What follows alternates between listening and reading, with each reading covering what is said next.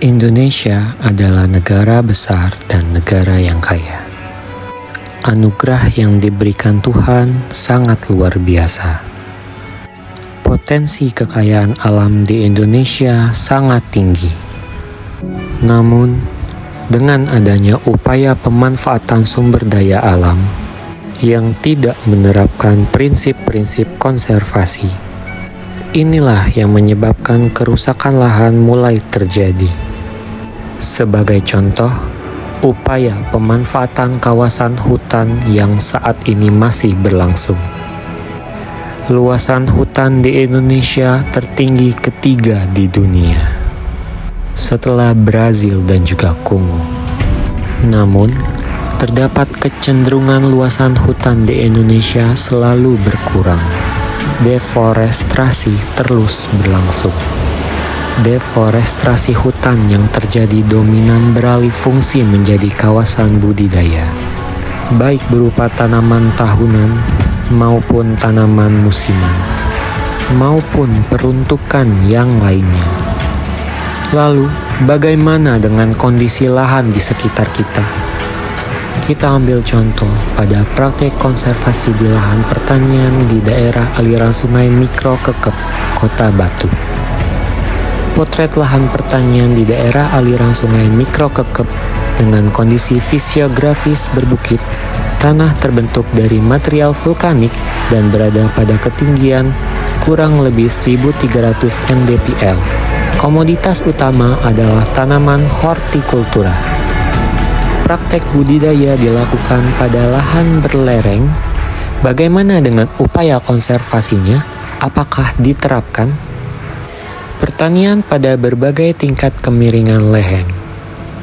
Komoditas utama adalah tanaman semusim seperti wortel, sawi, bawang merah. Pembuatan bedengan searah lereng. Dengan lahan dibiarkan terbuka dan juga dengan pertanian tanpa teras.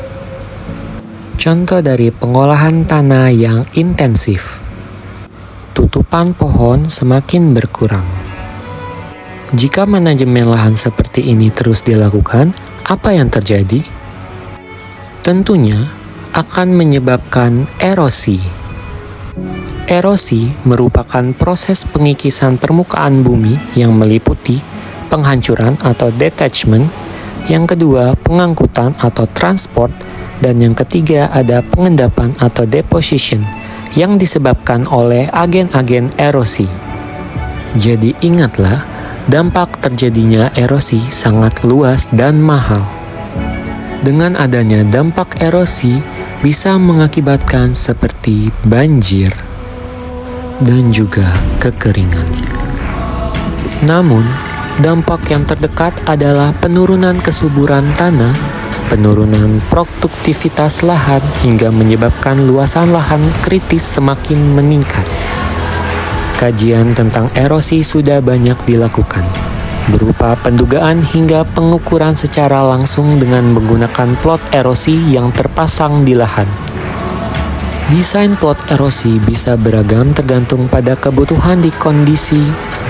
Namun, prinsip-prinsip pengukuran yang dilakukan tetap sama, yakni menampung limpasan permukaan dan tanah yang tererosi.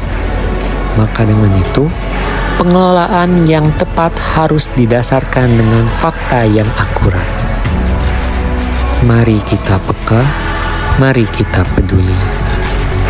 Demi kelestarian, demi keberlanjutan kehidupan.